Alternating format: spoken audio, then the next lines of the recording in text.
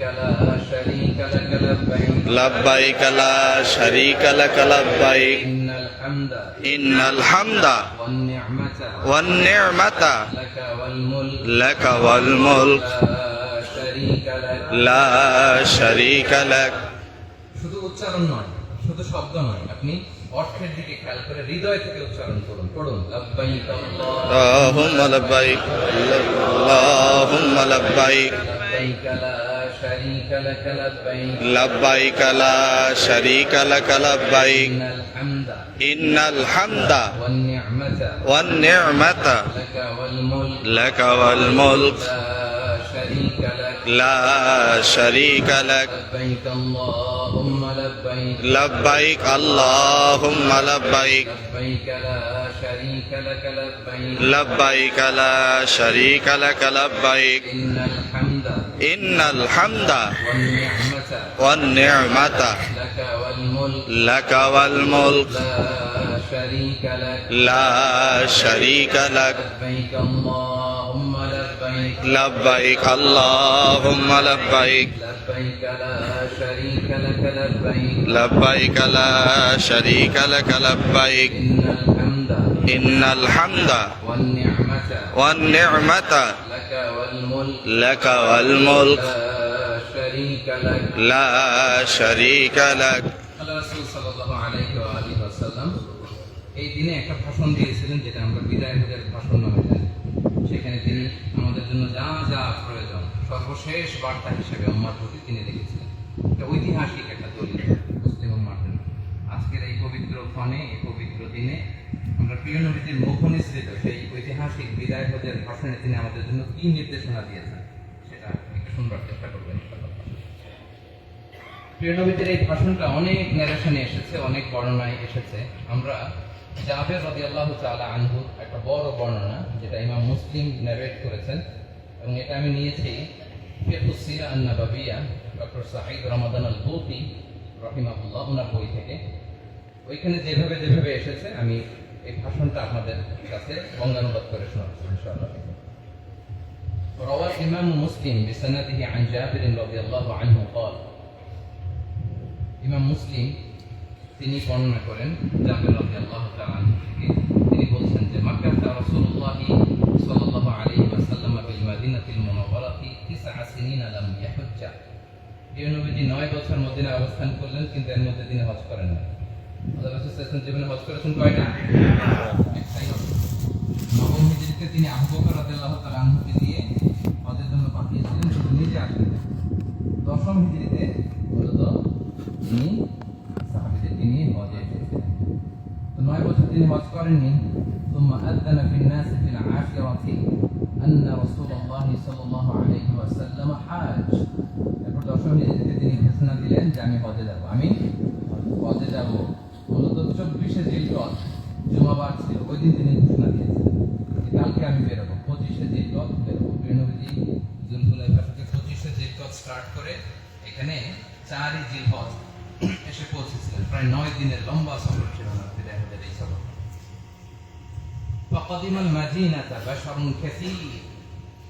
নবী হজ করতে যাবে শুনে মানুষ তো আনন্দে আত্মহারা, চারদিক থেকে লোকজন তড়িঘড়ি করে প্রস্তুতি নিয়ে যে নবীর সাথে হজ করবো, ওনারাও রওনা হলেন। অনেক মানুষ ইয়ালতামিসু আন ইয়াতাম্মা বিরাসূলিল্লাহ সাল্লাল্লাহু আলাইহি ওয়াসাল্লাম ইয়ামালু মিথলা আমালিহি। নবী আলাইহিস সালাম যেভাবে যেভাবে হজ করে দেখে দেখে হুবহু ওইভাবে করার জন্য মানুষ আগ্রহী হয়ে সবাই প্রিয় নবীর সাথে রওনা হলেন। নবী যেমনি করে অমনি করবে। আর আল্লাহ রাসূল সাল্লাল্লাহু আলাইহি ওয়াসাল্লাম বলেছেন খুযু আন্নী মানাসিকাকুম, আমি যেমনি হজ করি হজের নিয়মগুলো আমার থেকে শিখে নাও। আচ্ছা। وخرج صلى الله عليه وسلم من المدينة ل5 ليال بقين من ذي القعدة। যেটা বলেছিলাম যে জিলকদ মাসের আর 5 দিন বাকি, এমন অবস্থায় মদিনা থেকে বেরোলেন। জিলকদের আর 5 দিন বাকি মানে কত জিলকদ বেরিয়েছেন? 25শে জিলকদ বেরিয়েছেন। قال جابر رضي الله تعالى عنه فلما استوت به ناقته في البيداء। বাইদা নামক জায়গায় যখন নবী সাল্লাল্লাহু আলাইহি ওয়াসাল্লাম আমাদেরকে নিয়ে আসলেন, মদিনার কাছাকাছি একটা জায়গা বাইদা, উনি একটা উটে চড়ে এসেছিলেন রাসূল সাল্লাল্লাহু আলাইহি ওয়াসাল্লাম। ওটার নাম ছিল কসওয়া। প্রিয় নবীজির খুব প্রিয় উট, খুব সুন্দর একটা উট। বাইদাতে যখন আসলাম, নাযারতু ইলা মাদ্দি বাসারি বাইনা ইয়াদাই রাসূলিল্লাহ সাল্লাল্লাহু আলাইহি ওয়াসাল্লাম রাকিব ওয়া মাশি। দেখলাম নবীজির সামনে অনেকে উটের উপরে আরোহণ করে, ঘোড়ার উপরে, খচ্চরের উপরে, গাধার উপরে, ও মাসি। আবার অনেকে ঘোড়া, উট, খচ্চর কিছু নাই, পায়ে হেঁটেই নবীর সাথে রওনা দিয়েছে। আমরা তো অল্পে অস্থির হয়ে যাচ্ছি নাকি, গরম, খাবার নাই, বাস আসবে না, মিস ম্যানেজমেন্ট, কিন্তু ওনারা এই 9 দিন অনেকে পায়ে হেঁটে নবীজির সাথে আসে। পায়ে হেঁটে সুবহানাল্লাহ পড়বেন না?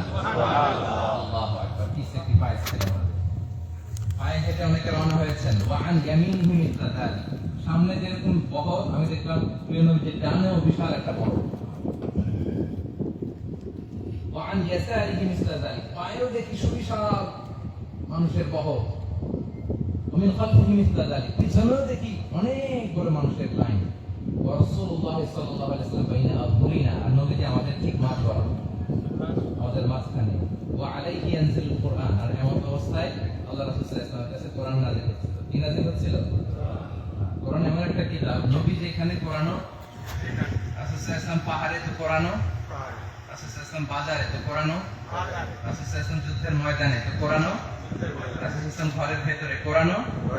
তাহলে নবী যেখানে কোরআনও সেখানে। এইজন্য কোরআন হচ্ছে দ্য মোস্ট ইন্টারেক্টিভ বুক। পৃথিবীতে যত কিতাব এসেছে সব একবারে এসেছে। তাওরাত কাঠের ফলকে লিখে আল্লাহ জিবরিল আলাইহিস সালামের মাধ্যমে তুর পাহাড়ে মুসা আলাইহিস সালামকে দিলেন, এই নাও তাওরাত, হেদায়েত আছে, নূর আছে, নির্দেশনা আছে, বনি ইসরাঈলের মাঝে এটা প্রচার করো। ইনজিল একবার আল্লাহ তাআলা ঈসা আলাইহিস সালামের কাছে দিলেন, কিন্তু কোরআন কি এরকম একবারে আসছে? 23 years, 23 বছরের এক লং পিরিয়ড অফ টাইমে নাজমান নাজমান, يعني شيئا فشيئا حسب حوائج البشر, মানুষের প্রয়োজন অনুসারে রাসূল সাল্লাল্লাহু আলাইহি ওয়াসাল্লাম তার ব্যক্তিগত জীবনে, সমাজে, পরিবারে, রাষ্ট্রে যখনই কোনো সংকটের মুখোমুখি হয়েছেন তখনই সমাধান হয়ে হাজির হয়েছে কোরআন। সুবহানাল্লাহ। এজন্য কোরআন হচ্ছে দ্য প্রবলেম সলভিং মেথডোলজি। যখনই সমস্যা তখনই নবী আলাইহিস সালাম যেখানে, কোরআনও সেখানে। واختلف الرواة فأهل المدينة يرون أنه أهل صلى الله عليه وسلم بالحج مفردا, কেউ কেউ মনে করেন নবী ইফরাদ হজ করেছেন, ইখতিলাফ আছে। ويرى غيرهم أنه قرن مع حجته عمرة, কেউ কেউ মনে করেন তিনি কিরান হজ করেছেন, হজ উমরাটাকে মিলিয়েছেন। وراى بعضهم أنه دخل مكة متمتعا بعمرة ثم أضاف إليه حجا, অনেকে মনে করেন তিনি তামাত্তু করেছেন, কিন্তু বিশুদ্ধ মত হচ্ছে প্রিয় নবীজি কিরান করেছেন। কোন হজ করেছেন? কিরান। উমরা করে হালাল হন নাই, ইহরাম মুক্ত হন নাই, ওইটা দিয়ে তিনি হজে ঢুকে গেছেন, কিন্তু তিনি তামাত্তু করার আকাঙ্ক্ষা পোষণ করেছিলেন। সবচেয়ে শ্রেষ্ঠ হজ কোন হজ বলেন তো? তামাত্তু। কেমন হয়ে গেল না, নবী করছে কিরান কিন্তু শ্রেষ্ঠ হজ তামাত্তু। এর কারণ নবী সাল্লাল্লাহু আলাইহি ওয়াসাল্লাম কিরান করলো, তিনি তামাত্তুতে সুইচ করতে চেয়েছেন, পারেন নাই, কারণ উনি হাদি নিয়ে আসছিলেন। তিনি আসছিলেন পশু নিয়ে আসছিলেন, আর পশু হেরেমের বাউন্ডারিতে পৌঁছার আগে হালাল হওয়ার কোনো সুযোগ নাই। রাসূল সাল্লাল্লাহু আলাইহি ওয়াসাল্লাম বলেছেন, লাউ ইসতাকবালতু মিন আমরি ওয়াস্তাকবালতু লাম আসুকি হাদিয়া ওয়া জাআলতুহা উমরা, এখন আমি যেটা টের পাচ্ছি এটা যদি আগে বুঝতাম তাহলে আমি তোমাদের মতো হাদি আনতাম, এসে উমরা করে হালাল হয়ে যেতাম, মক্কার বাজার থেকে হাদি কিনে তারপরে কুরবানি করতাম। রাসূল সাল্লাল্লাহু আলাইহি ওয়াসাল্লাম 100টা উট কুরবানি করেছিলেন 10 জিলহজে মিনা প্রান্তের। কয়টা?